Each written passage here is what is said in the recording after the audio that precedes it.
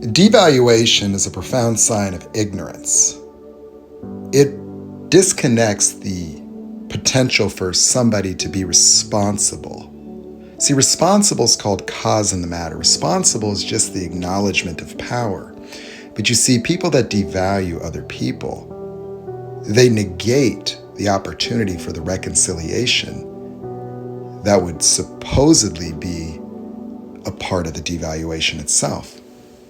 Like a Karen at Starbucks that refuses to empower somebody to fix her caramel macchiato. Instead, they want to hang on to the righteousness of punishing someone. And so devaluation is always abuse. Always abuse. It doesn't matter if you've been triggered into a guilt trip. It doesn't matter what you did or didn't do. Because people that know who you are at the very essence empower your integrity and responsibility by, instead of attacking you, they attack the problem with you. That they see that you're in a state of fear or frustration, where you already are feeling the pain of disappointment, something that everybody fears, like death itself.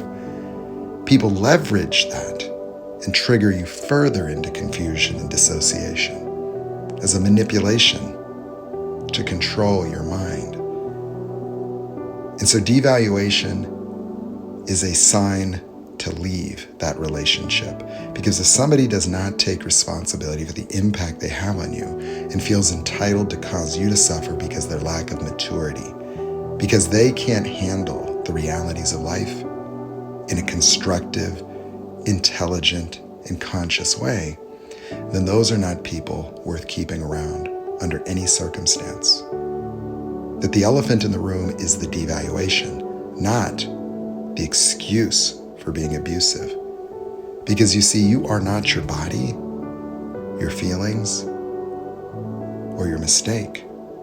You're the underlying motive, the intention of goodness. You are to be acknowledged for your effort. And you could be held accountable for things outside of yourself. You see, you're contained in the words. When they say the tree is known by the fruit it bears, the fruit that you bear is found in the intentions of what you create with your mind. And while you may not be perfect, your absurd attachment with perfection is the very reason you open yourself to devaluation, because since you couldn't be perfect, you actually validate devaluation by becoming defensive. The moment you become defensive with an abuser, you've created a trial. You've actually authenticated the accusations by bringing it all the way to court. That by defending yourself, you've invented the plausibility of the accusation and made a potential justification for the other person, when the elephant in the room is the devaluation itself. That you push pause anytime someone's devaluing you from now on. You push pause, you say, stop. I'm feeling pressure, I'm feeling guilt, I'm feeling shame. I do not continue to make decisions when my mind isn't clear, and I need you to back off. I need you to calm down. Your behavior is out of line. If you want to talk to me about what happened, let's talk about what happened only. You don't need to make any assertions about me, because I don't change just because your emotions change. When someone gets upset and transforms you into a villain so they can be a victim, you don't change because of someone else's emotional instability. You are not someone else's thoughts. You are not someone else's problem.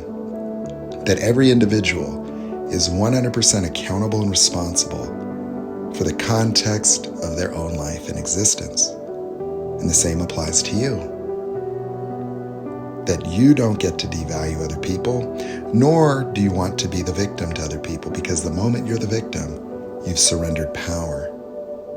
There's no need to surrender power. You're responsible for your own triggers. Your own feelings of not being good enough, your own feelings of abandonment have nothing to do with the other person, do they? Well, if it did, then why is it everywhere in your life? Why is it that every relationship makes you feel the same? And so if you feel the same, no matter who you're talking to, well, what has that got to do with who you're talking to? Nothing. And so our own triggers are our responsibility to manage. Because if you want to have a present moment experience, if you want to have real empathy that protects you by giving you the correct emotions based on the behavior of other people, then you're going to have to let go of your need to be perfect, figure it out, analyze. You're going to let go of confusion. You're going to have to let go of your entitlement to victimhood. You're going to have to let go of the notion that there's something wrong with you and that you're not good enough, because this world was designed to have you stay broken, to have you stay confused, to have you not aware of what's going on. You were trained to be that way. You were told that understanding the ideas of other people and being able to, fill out a multiple choice quiz, or to memorize, and then hopefully retain some of that so you can reproduce it on a test and have no connection to the knowledge at all, since you'll forget it anyway. That's our education system, preparing you for a life of blindness so you can sit in front of a TV or your devices and let the news agencies give you the messages from the think tanks that represent corporate America.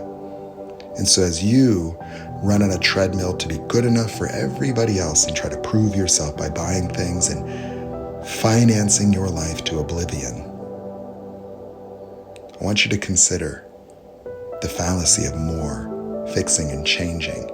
With all this material prosperity, your ability to surf and turf and eat every kind of animal you want, satiate every taste bud every time you open your mouth, to be entertained endlessly, to have all this material prosperity, and then you can't be happy and can't find connection, can't find yourself. Well, you're not going to find yourself on Amazon.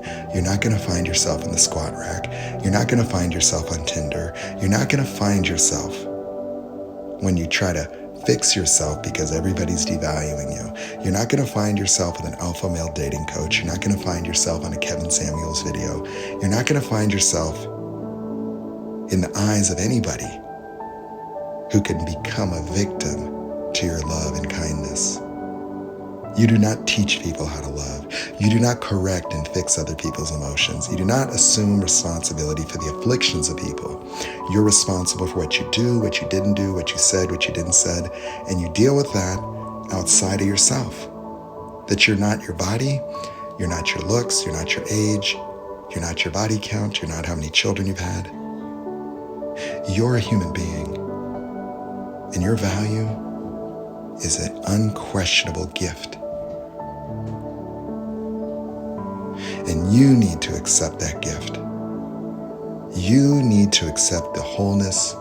You need to accept you got the exact parents that were required for your existence at all. And if you still have any semblance of victimhood from your past, your parents, and what happened to you, unfortunately for you, that's the blasphemy that there is to let go of. This world telling you you're traumatized, broken, emotionally damaged. Where's that emotional damage in nature? Why is it a mother bear is a better mother than a human mother? How is it that animals made it without all this generational trauma? You ever see a dog get rejected? You ever see a cheetah become a failure? You ever see animals separate from each other and for a year sit there paralyzed? No. There's no genetics behind mental illness. There's no chemical imbalances in nature. That everything that we've been told is merely to keep us running on a treadmill. And we've got $1 trillion industry of fixing and changing yourself and a whole psychological apparatus to make sure that you find yourself in the line at the pharmacy or talking about a 5-minute period of time once a week for the next 20 years so you could be happy and get back on that treadmill right where they want you.